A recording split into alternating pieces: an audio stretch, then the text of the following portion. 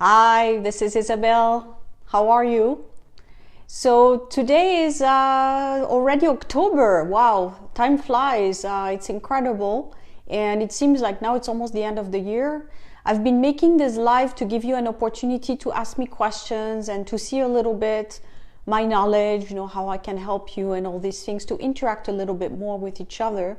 So these live videos are basically for you. It's also for you to have an opportunity to learn more about the topics that are interesting for you.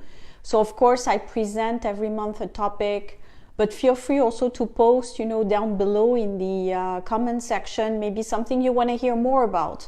Right now it's really the jobs of the future, artificial intelligence are hot topics, and I will talk more about that as the weeks are coming by.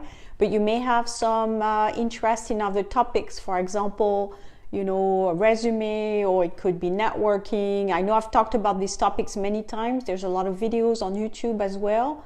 But maybe you want to hear more about topics and just let me know, because I don't know everything, of course.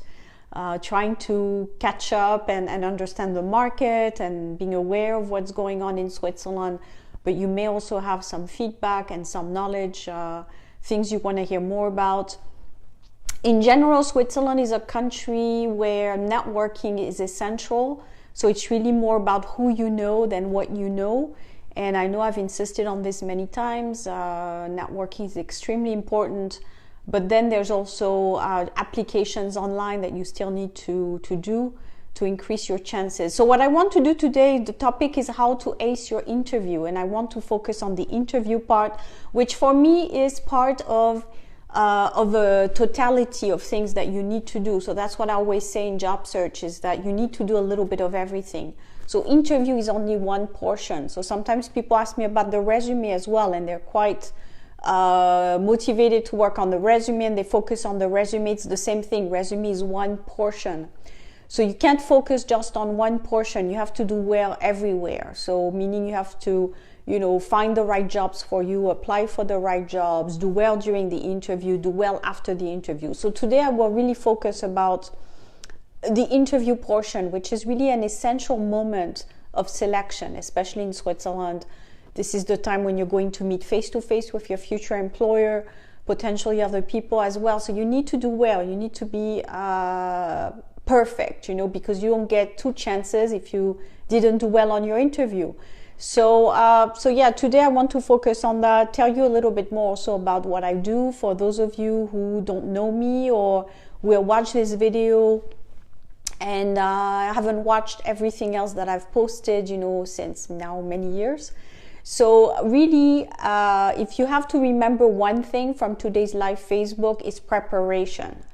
Preparation is really, for me, the key to success, because no one can do well without being prepared. So I know people will say it's luck. I've been getting a lot of messages, where people say it's a mix of luck and meeting the right person. I say yes and no. You have to create your own luck. So in other words, it's called basically purpose. So for example, if I go tomorrow to to an event, let's say about children, probably I go there and it's just a nice day and I meet a lot of great people, but it's not really going to help me in my business and what I want to do necessarily. Again, could meet someone potentially that could be interesting for me in working with me, maybe. Now I go tomorrow to the HR conference. Actually, I go on Thursday. Chances are I'll probably meet more like-minded people there, because they're in the same field as I've been working so many years. They understand the business. They understand recruitment. Potentially, I will meet more people that are like-minded. So again, it's not a cause and effect, but technically, if you go to events where you meet more like-minded people, you probably have better results, is what I mean. So that's why you have to target where you want to put your energy. So there is no chance meeting. Again, you go somewhere because you think you potentially meet like-minded people. So you choose the events where you go to. So that's a little bit of a sidetrack there.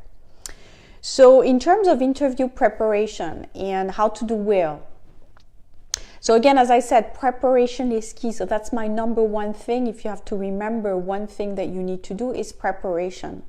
So before you actually go to the interview, there are certain things that you need to do well. So for example, research the company. I know people will say that seems basic, but I'm not talking about just looking at the website for 5 seconds and that's it. I'm talking about really going in depth, Googling the name of the company to see if there's any history, maybe there was a merger recently. I mean, you'd be surprised when I do my interview preparation online with people, they don't know much about the company they're going to interview with, and sometimes it's quite important stuff that they missed out, such as a merger. Maybe they just hired a lot of people or laid off a lot of people. You want to understand the context of what you're going into. Also for you, I mean, if you have an interview with a company that's about to close the doors, that's not necessarily a good thing for you, because then you will have to search again in a few months. So you want to understand as much about the company as they will want to know about you. So it's a transparency issue on both sides. You want to understand them, they want to understand you, and so forth. So make sure you research as much as possible. Now you can find everything online. You can research the name of the companies, find out what it is that they do exactly, where are their needs. So I was reading yesterday, and I'll make a video on that in my Monday motivation or Friday motivation, about the Swiss market and how now we're going more towards a provider to so you're a provider of services to a client than the employee-employer relationship. And that's something very new. Now we're going more on a business base. So it's not so much about, you're an employee looking for a job, but you're someone who offers a service to a company. So they need to basically accept your services, of course, but you also need to choose them and see if you can provide value. So that's something people don't necessarily do. So it takes a little bit of training on how to position yourself as a service provider as opposed to a job seeker. That's something I work with, of course, with individuals on their LinkedIn profile, to position yourself right on your resume. People need to understand the value you're bringing to them. So really getting information on the organization is quite important. It's going to make a huge difference in the interview, because people will take you also a little bit more seriously.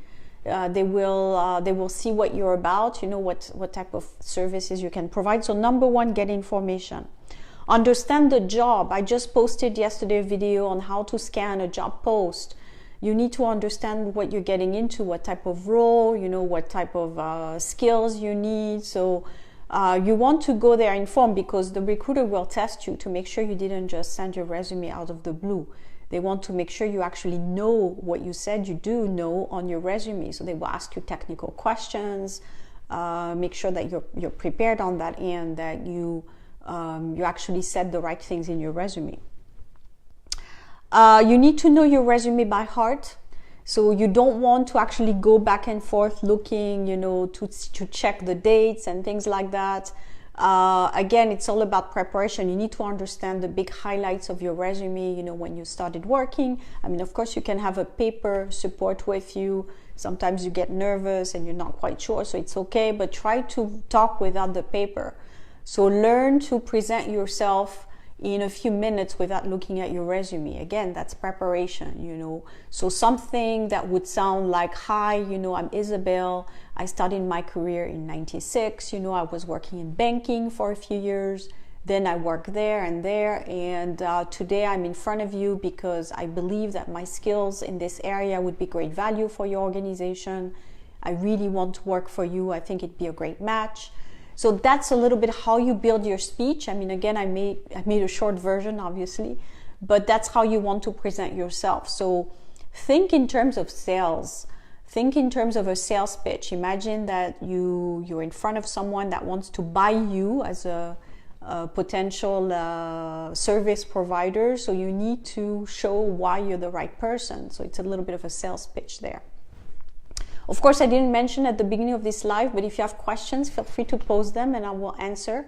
That's the idea of a Q&A, is that I have a main presentation I always do for the Facebook Live, but then of course the idea is to interact. So if you have a question that pops up, just put it and I will answer.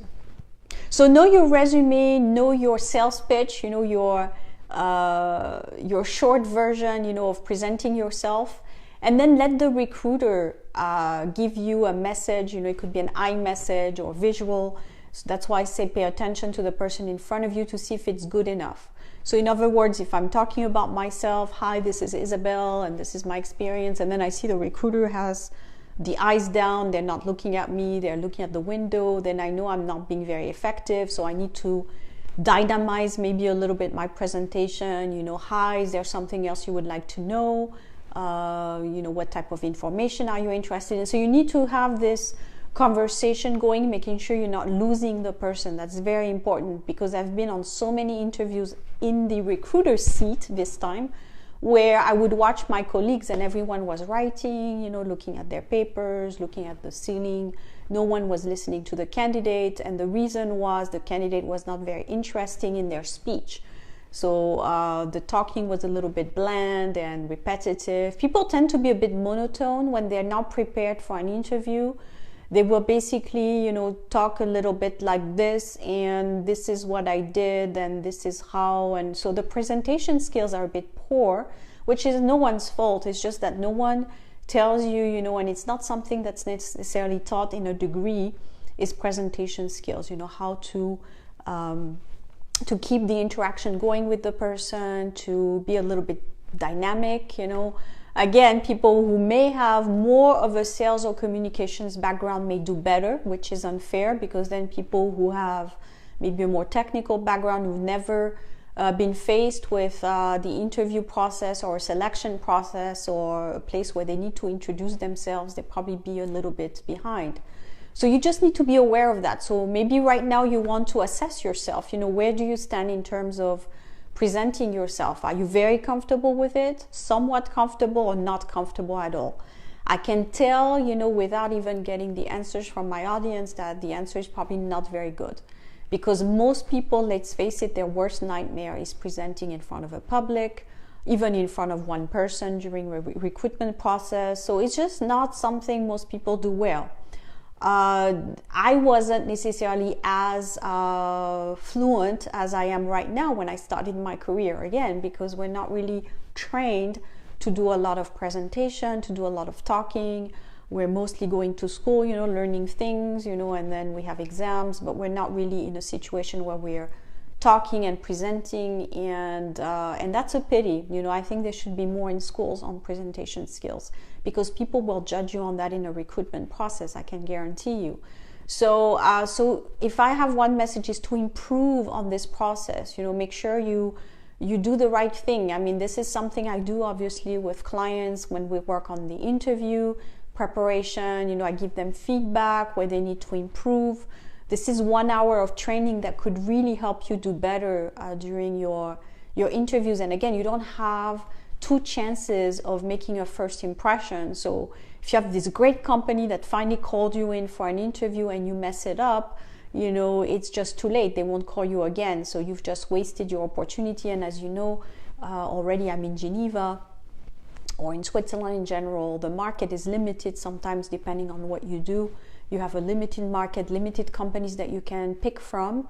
So you don't have a lot of chances. You need to do well basically the first time, because if you mess it up this first time, this company won't call you, and that's a huge loss for you that you weren't able to make it the first time around. So you only have one chance basically when you get called in with a company to make a good impression. Otherwise they put you in the no pile really quickly, and it's hard then to repair this. I know people will call me and say, or contact me and say, okay, I've had a bad interview, or it didn't work well, I should have done this, I should have said this, I should have done better. The should have is too late already.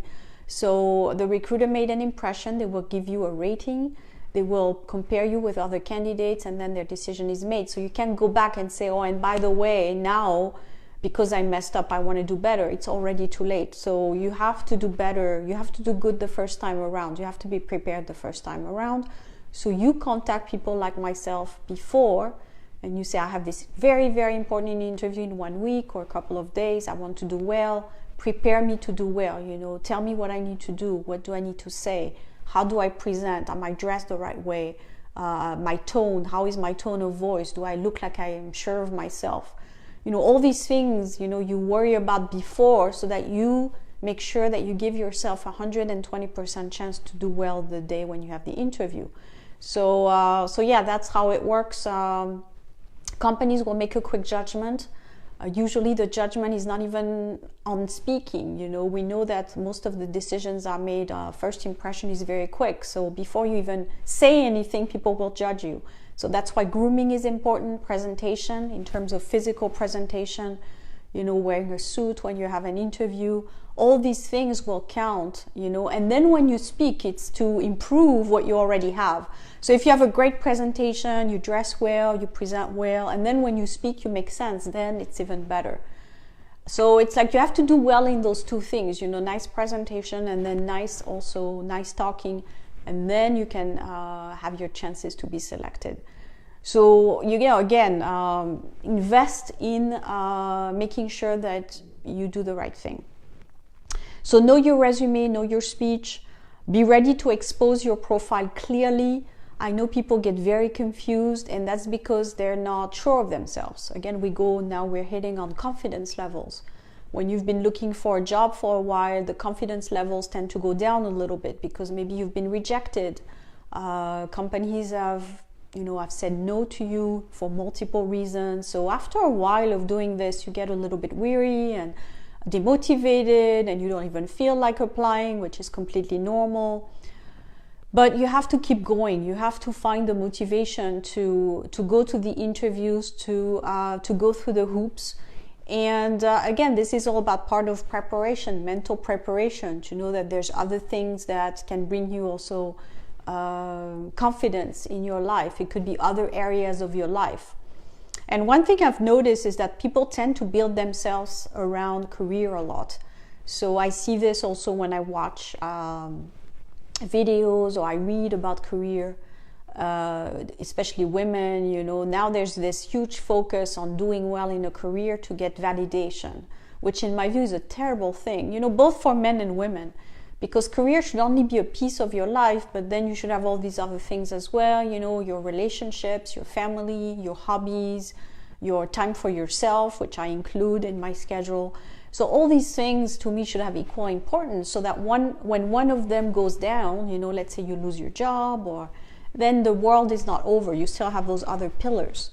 So my whole philosophy on building autonomy with individuals is to have several pillars in your life, that you don't want to have everything on one thing, because then when this one thing goes, then your life is really destroyed in a way. So you want to have a little bit of different things. So don't make career your number one and only thing. I mean, it's part of life. Of course, you need a job now to survive, to pay your bills, but it should only be a part of your life. So that way it takes a little bit also the pressure down, because when you go ideally to an interview, you want to go there as, I'm going to know somebody, I'm going to learn about a company, but it's not the end of the world if they don't pick me, because in the end, it's all about you want a two-way street. You want them to choose you as much as you choose them. And trust me, I've said this before in my videos, I've been in situations where I wanted to be picked at any cost, because I thought, that's it, if I don't get picked by this organization, that means I'm not good enough, and what are my close relatives will say, and that means I'm not successful, etc. I used to value myself with the type of positions I could get and with the names of the companies. So if you look at the early part of my career, which I talk about in my biography on my website, I worked for really big multinationals, very big names. I worked in banking, I worked in not-for-profit, big organizations. So I could say that I've made it in that sense, that I was able to get all these brand names on my resume, but I can tell you right now, the feeling was not there. I mean, deep down inside, yeah, they picked me, but I thought like I need to be picked, but I wasn't really sure why. And I can guarantee you, it's not really what I wanted deep down inside of me. So in a way, it's like we want to be picked, but we're like, wait a minute, what do I want? Do I really want to work for this company? I'm giving you examples. If you have multinationals, and again, I'm not making value judgment here. People can do what they wish. Let's say it's a multinational that produces alcohol or cigarettes or medications, then it's all about philosophy as well. Is that something you want to be part of? And again, no judgment based. People may want to work there for different reasons. So if you say, yeah, I want to work there because maybe I will learn their way of working and methods, and and technology and so forth, and you're really motivated by that, then it's fine. But maybe if you take a step back, you realize, but wait a minute, I'm a vegan or a vegetarian, I like nature, I like humanity, what the heck am I doing, going for an interview with such and such company? So you have to ask yourself, what are you about? And that's something we don't do until later in life. We tend to float by in our 20s and our 30s, going for what everyone else is doing. We're not really facing the right questions, like what am I about? What is my life mission? What are my values? What is me, basically? And you will have conflicts, because it will soon enough, I can guarantee you, when you start working in a company that's not really same values as you will have this conflict, either with the relationships with individuals. You will be faced with situation where, like, what the hell am I doing there? Why am I not fitting in? Well, you're not fitting in because you're not them and they're not you. You're just two different types of people. So it's a big learning for me. I wanted to share with you is really that I was like a misfit, basically, in all the selections I've made in my 20s and 30s, because I was going for the prestige, for the name brands of the company, for having a job that would be prestigious again and well seen. And I still meet people up until today that want this prestige, the big names and the big companies, because it looks good, when you talk to your friends and your family, or even in cocktails, and you have the respect. People say, wow, you work there, it looks good and stuff. But then you really need to think about, is this something that matches your skills, because it will come to haunt you. So that was just a side note there. So understand the company as much as possible. Be ready to expose your profile. Have a good idea on the salary scale. So that's all part of my first part of the presentation, which is on preparing yourself before the interview. You don't want to go there not knowing the salary scale for the position, because then you will be again put in a situation where you're under the recruiter, meaning they will have the upper hand because they know the job, they know the salary, and you don't, so they can more easily push a salary on you that's a little bit lower. So you want to understand what the job pays. So of course you won't necessarily know the number exactly, but you should have done some research on the market, and there's a lot of websites right now that will provide you with some type of idea. Also, you can call a local interim agency and tell them that you have an interview. You'd like to know a little bit the market for the city where you're at. And again, each city is different.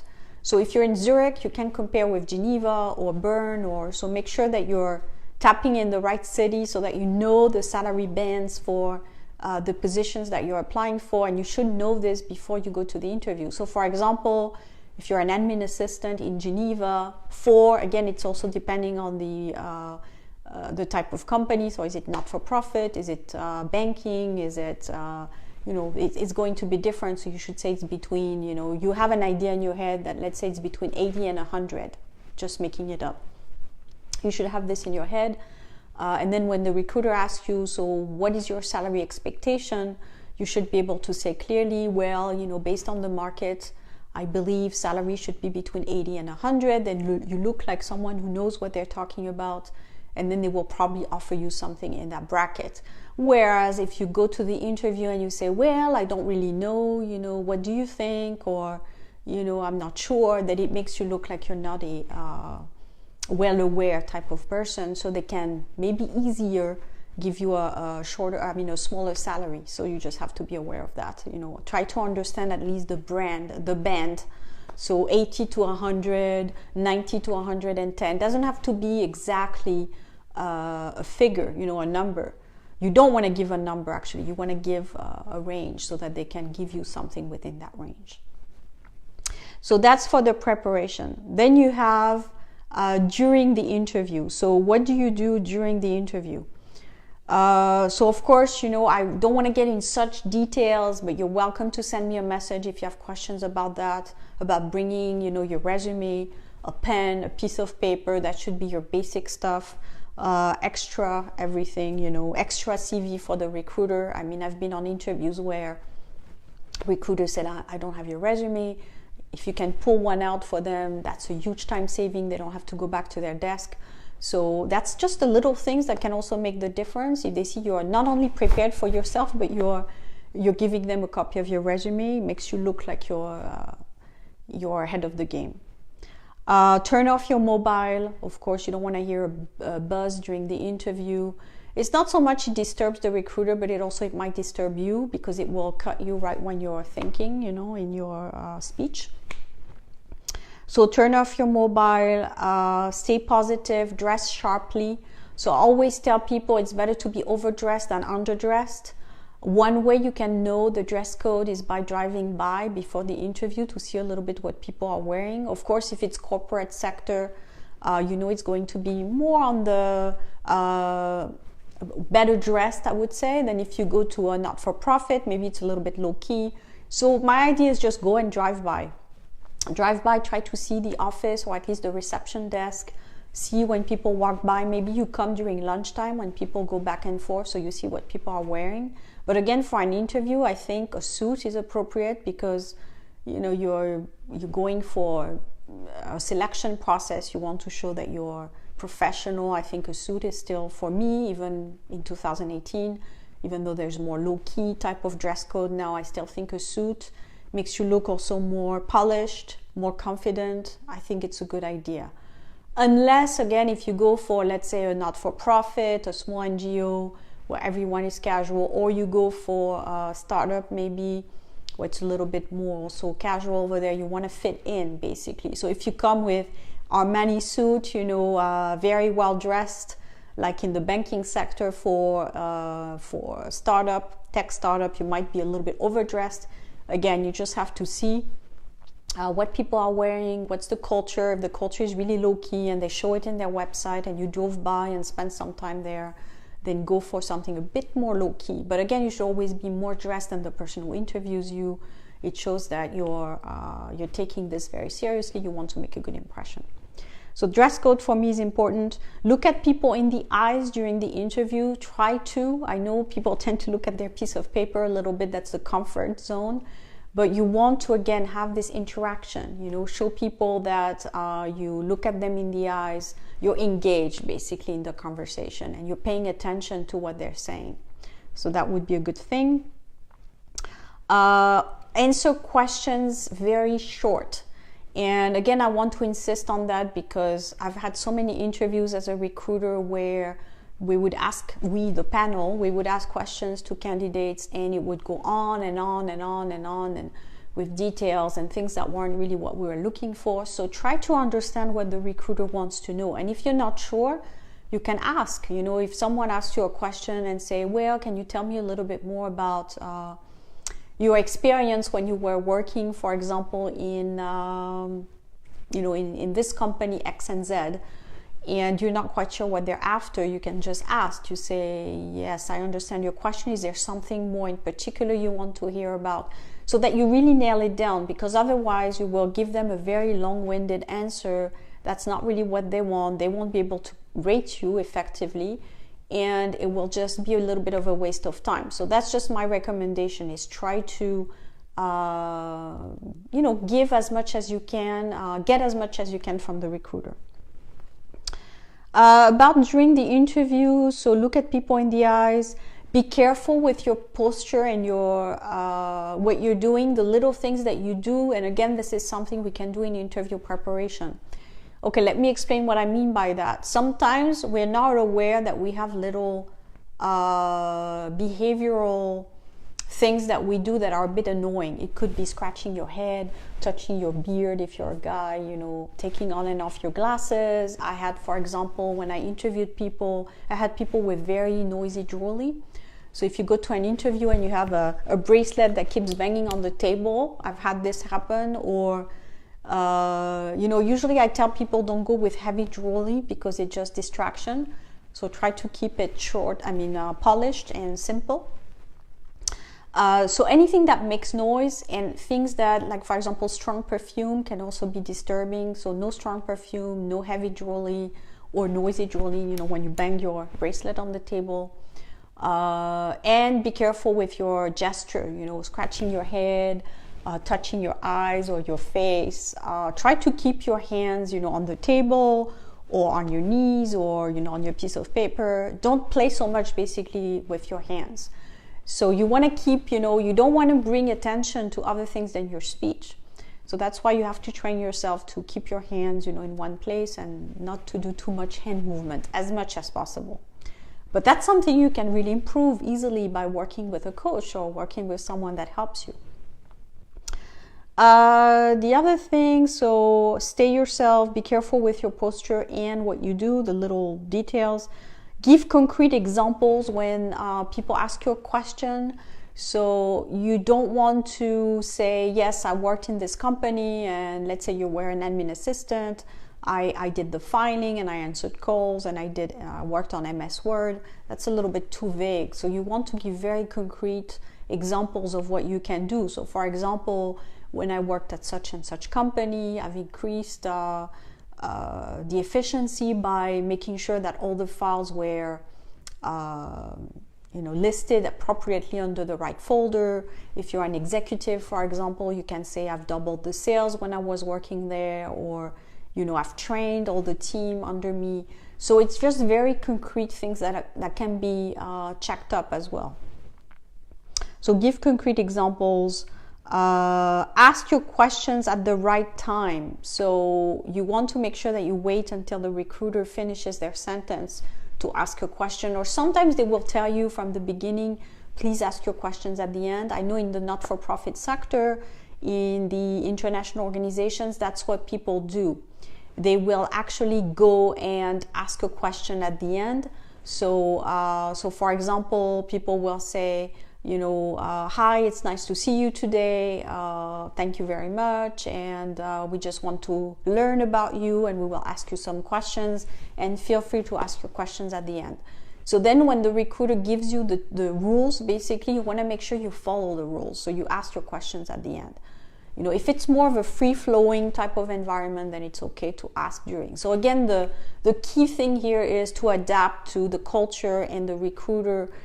Every organization is different. Everyone will run their interviews differently. So the best thing is to be prepared on your end, to know your resume, know your experiences, but to be more free-flowing based on who you're going to have in front of you.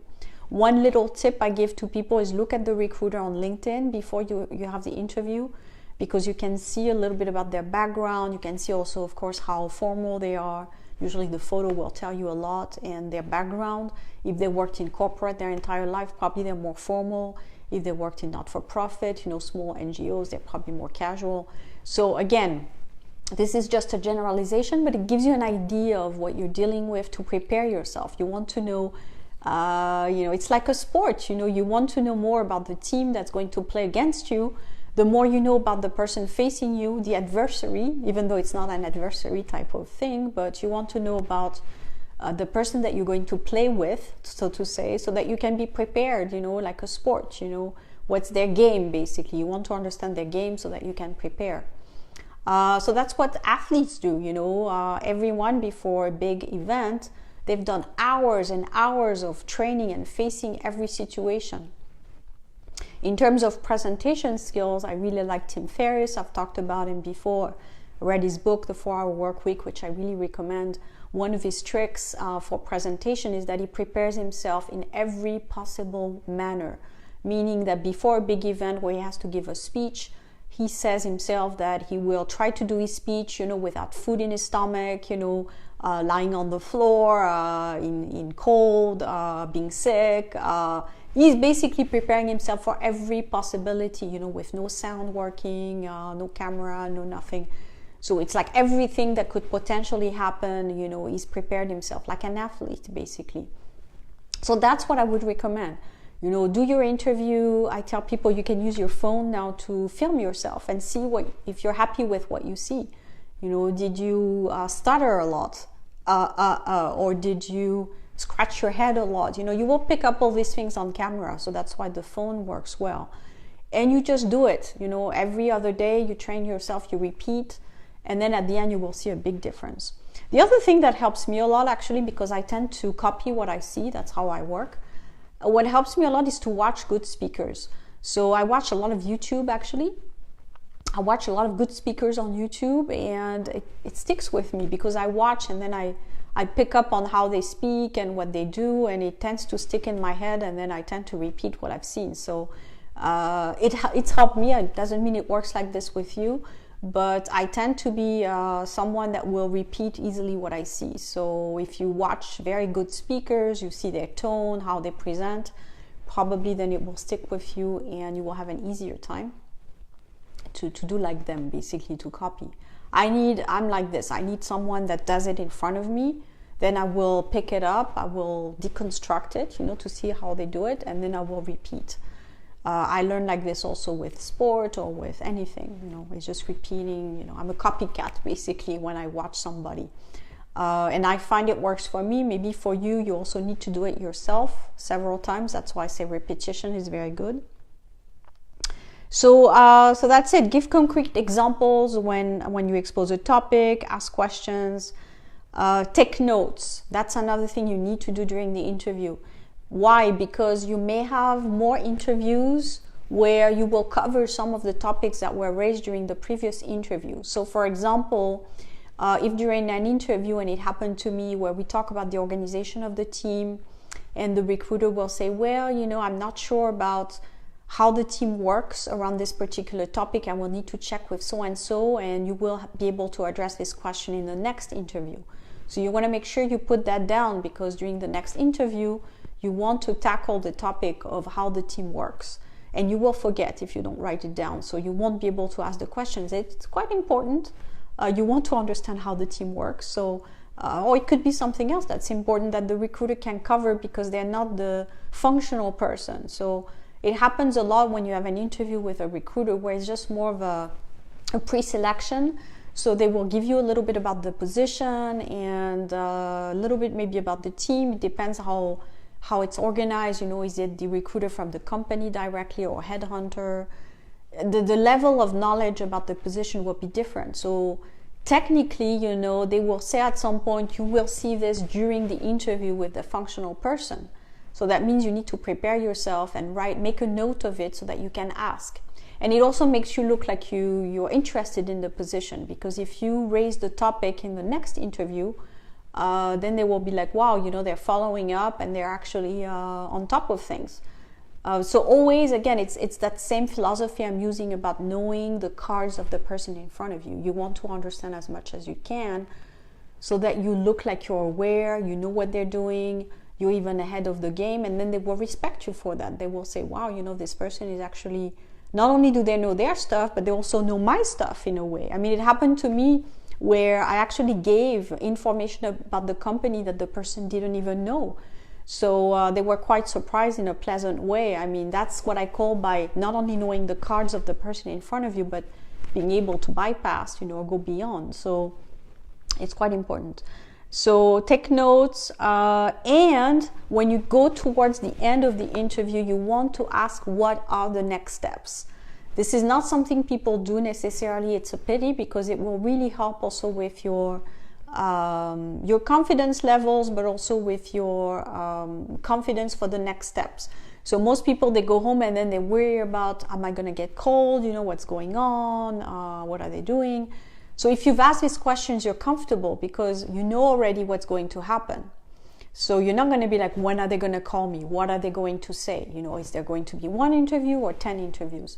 If you ask what are the next steps, you're forcing them to tell you the next step. So they will probably say, well, we want to review candidates. We want to make a decision by this date. So you already have an idea. So you're not going to be floating around, and going in circles in your head, thinking, what am I going to do, etc. So that's a way to help yourself, is to know, what are the next steps. You're comfortable when you go home that you're going to be ready for the next steps. And also preparing yourself for how many hoops you have to jump. Maybe they will say, okay, next week we're going to make our final decision. Maybe they will say, we need to have 3 more interviews. You can prepare yourself mentally on how many hoops you have to jump, keep the motivation going. If you work with me, I do work on that a lot with candidates, in terms of staying motivated. Because imagine if you've done 3 interviews already and you have this 4th one coming that's going to be the last one, you need to believe that you're going to make it. I mean, you're already semi-exhausted by then because you've had to go through 3 interviews. And for an executive position or management position, it's not surprising to have at least 3 or 4 interviews. So you need to keep it up until the last one, the energy levels, the motivation levels, and it's not easy because there's always a chance that there will be somebody else, that takes the job. Maybe someone internal, maybe you won't be feeling well that day. Going back to what I was saying, to prepare yourself under every condition. So yeah, it's jumping through hoops, and you have to be prepared for the challenge of it. So keeping the motivation is very important. I know when I work with individuals, of course, there's this support from me, basically having someone that's also that can be reached, that can help you with motivation. If you don't have that, you can also form a network of people who are also looking for a job and try to meet maybe regularly to keep each other, motivated, even though I think sometimes it can turn into a venting session, which is not necessarily helpful. When I was working more in teams, or in groups of people, there would be a session where people were really exhausted and venting about how bad it was, etc. It's not really going to help. So sometimes you need to be also surrounded by positive people, maybe people who have a job or people who can be networking, good networking contacts for you. So that's why you have to balance the meeting with people who are also unemployed. And when I had groups of people, again, sometimes when I was doing workshops, it really turned into a big venting session, which is not really good. So you want to surround yourself maybe with people who have just signed a contract or people who have a job, and you can push yourself up, because really the idea is to move up and not move down, basically. I'm sorry, I have something that's ringing. It's going to be I'm sorry, I have to turn it off.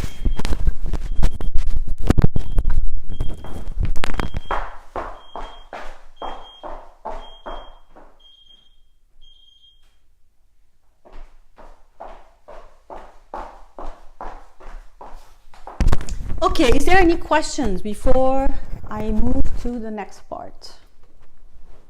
So again, if you don't think of the questions right now, you're welcome to maybe ask me at a different time. Maybe you post your comment below at a different time. So the next thing you need to do towards the end of the interview is make sure you thank the recruiter for inviting you in for an interview, because this person has many options of people they can contact. So they selected you, so you want to show you're really grateful for that. Again, I find that being polite is something that really can take you very far, because a lot of people now tend to think that something is owed to them. So when they send their resume, it's like, well, why didn't I get picked? And they have the interview, and it's almost like, it's great that the recruiter gave them the opportunity, but they owed it in a way. So try to be grateful about having the interview. Make sure you thank the recruiter. Don't hesitate to see if you can follow up. So some recruiters will give you their card very easily. Others won't, but you can try. That's another way to try to stay in touch and to keep the cards. One reason why I have a big network in Switzerland right now is because I've kept all the cards that I have since the beginning. I used to keep cards anyway, even in my early part of the career. Each time I would meet someone, I would get a card, whether it was during interviews or during networking events. So I piled up many cards, and this is why I have a big network, is because I've just kept the contacts that I've had. And most people, I think, they don't really keep the card, or maybe they put it away and they don't follow up. So you can really easily, you build a network fairly quickly if you start keeping all the contacts. Imagine if you're a job seeker. Each time you go to an interview, you get a card from someone. Well, by the time, 6 months later, you already have a few cards there. And even if you work after that, you already have a network of HR people you can always go back to when you're unemployed. So that's called leveraging your network. I want to do something around that maybe in the future. I have to see if it's a workshop or if it's more a conference or something like this about leveraging your network. This is something that people don't know how to do. You know, you meet people, but then what? You know, it's like what? You met someone, what to do with the card, what to do with the LinkedIn contacts, how to engage with people. That's what I call leveraging. So thank the recruiter for their time. I always say to send a thank you note also at the after the interview. So yeah, you thank a lot, you thank right after, but you also thank by email, you know, when you get home, to say again, I want to say I'm really motivated, I want to thank you very much, and this is why I think I'm the great candidate. This is the little extra things that people won't necessarily do. So what I wanted to show you now, because this is part of my online career pack, which is quite intensive, it's quite comprehensive as well. So what I built, basically I have two ways of working with me. The first one is with sessions one-to-one, you know, 60 minutes, 1 hour, where you have a career problem. I find the answer. If it's something short, let's say it's an interview preparation, or you have a few questions you want to target. So it's more of a small thing, you know, that you need help with. Now, some people need help with everything. They need help with their resume, they need help with networking, understanding the Swiss market. So I've built an online career pack. So there's a portion that you do by your own, you know, you're going online and you're downloading the materials and watching the videos. And then there's some coaching sessions one-to-one with me. And those coaching sessions are really based on what you need, and everyone is different. I really see this with my clients now. This is why I do it now one by one and not as a workshop, because when I used to do workshops with groups, everyone had different needs, so I couldn't tackle everyone's need. Someone maybe needed to spend more time on the resume, and I could see that the person next to that person was really bored because they wanted more information on networking. So it's hard in a group to cater to everyone's personal needs and where they are in their journey of looking for a job. So with the one-to-one career package, you have a chance to work really on your issues, on what you need. So if you need a lot of CV, and this happened to me where people spent almost the 4 hours on the CV and the cover letter, and I had other people who were already running with that and wanted more the networking, let's say, or you know, how to leverage your network, or what companies were good companies to target. So I really do very high level customized work. So this is not about, you know, just giving you a resume template and telling you a few things about the market. I mean, this is really customized work. I do have an extensive network now in Switzerland with very high powered people in human resources and in other areas. So I am quite diligent about how I give contacts to people, and this is the extra that you won't find everywhere. It's really putting you in touch with individuals, and really working one-to-one on your particular journey, where you're at. So I wanted to give you an example based on the how to SEO interview. This is part of the documents that I give in my career pack. So this is a job search tool. So I know it sounds again very basic, but I've built it myself where it helps you track your application. So, you know, when is the time that you send your resume, what's the name of the recruiter, etc., etc. So you can keep track. But then if I just leave it there and say, here's the document and, you know, follow up, people don't really necessarily know how to follow up. So that's where the coaching sessions can help. Because if I just leave you with this tool and I say it's all online and you handle it yourself, probably you won't do much with it. So the idea is that you have this as information, but then we work together on, you know, what do you need to do next? You know, where is your pain point that you're not doing well in your job search, and what do you need to improve? So by having everything down on a piece of paper, you know where it hurts for you. You know, do you get no calls at all? So then we have to worry about why you get no calls for an interview. Do you have interviews but then nothing happens? Then we need to worry about why, you know, what's happening there. So this is why tracking gives you data, and then we work on resolving the issue together. And this is analysis that I have to do on your particular case to find out why for you have this particular situation. So this is just an example of the things that I give. Of course, what I just covered today on the interview preparation, I've put it down in one pager. So on my career online pack, you have it as a one pager that you can use before you have an interview to refresh and to know what you're supposed to do. So all these things basically put together will really help you be a better employee, so to say, or better candidate. So again, my philosophy is really, and I'm very clear on that when I want to work with people, because I do such customized work, is if we're a right fit to work together, is really how motivated you are and how much you want the job, how much you will keep hanging in there, because I don't want people who just think that, okay, it's just a pill that you take and everything works. I don't have this power. I don't think anyone has this power to give you a magical pill that you take and everything works out. Working in Switzerland is a challenge. It's quite a competitive marketplace. The skill set required are quite high, and you've probably known or noticed this by now. So you need to be good. You need to be very good in every step of the way, in how you apply, how focused you are, how good your resume is, how good you will do during the interview and convince the recruiter, how you will negotiate your way in. Because remember, most of you will probably need a work permit. Even if you're an EU candidate, you would need to say why you're so great, and people should do a permit for you, where they have people maybe with permits already applying for the job. So you need to be worth it, basically. You need to show that you're worth it, which is something that it can be done. It can be sold to an employer. But that's it. You have to sell yourself. So this is where it all starts.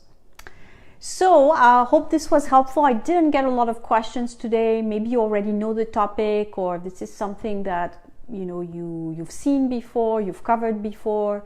Maybe there's more pain points that you have that you want me to cover. Again, I don't have these Q&As that are firmed up forever. I'm very flexible. So if you say I want to hear more on such and such topic, because the idea is that you do ask questions and you do want to get information on things that you don't necessarily have online or easily, that can easily be found, because I'm very well aware that there's lots of information on career online, but there's also the whole hidden market that people are not aware of, and this is where I can add value. So if you have some questions around things that are not necessarily so visible for you and you want me to do a Q&A on that, happy to do that. If you're curious about my career online pack or building a session with me to target on your particular issue, I will give you the links below also, that you can search and browse and see if you want to take that step. I really think, again, it would be helpful for you, because I do provide a lot of very practical information. So I'm not beating around the bush, or the idea is not for people to have many sessions with me so that I can drag them on forever. The idea is really you have a problem, I have the solution, which is really what I say on my website. I'm more of a get it solved type of person. And what I will be developing in the next weeks, again, I'm going a little bit later to Geneva conference on artificial intelligence and the jobs of tomorrow, because this is something that I think will really transform everything in the workforce. So I want to be someone that brings you information on that whole thing around technology and the new jobs, the jobs of tomorrow, because I still see that now people are still working in the 1990s in terms of their skill set, and 20th century, call it as you want, still with skill set of the 20th century, and now we're in the 21st century. Things are evolving very fast, so I want to make presentations and give you information on how to prepare for the jobs of tomorrow, and how to anticipate also the jobs of tomorrow, especially if you're young and you're looking to choose a career or a program. Things will, again, be very transformed, and you want to be ahead, otherwise you won't find jobs on the market in a few years that will suit you. So you want to be ahead of the game, again, still with my image, the imagery of knowing the person that you're dealing with, which is the companies, the recruiters, the marketplace, basically understanding what they're doing so that you can prepare yourself accordingly. Okay, so this is the end of the 1 hour together. Feel free to send me a message. I will talk to you soon. Have a great day and a great October. I will make a video quickly for Monday motivation. Again, I will do more on topics around preparing yourself for the jobs of tomorrow.